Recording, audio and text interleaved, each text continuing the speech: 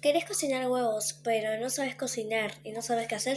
Pues yo te tengo una solución. Lo primero que tenemos que tener en nuestra casa es un microondas. Por ejemplo, este. Necesitamos aceite y sal.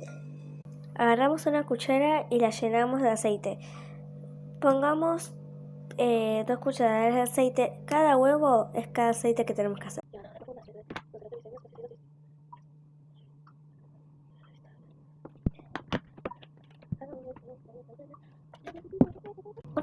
Bueno, si quieren ustedes lo pueden batir o bajarlo así. Luego de eso ponemos sal al todo el huevo.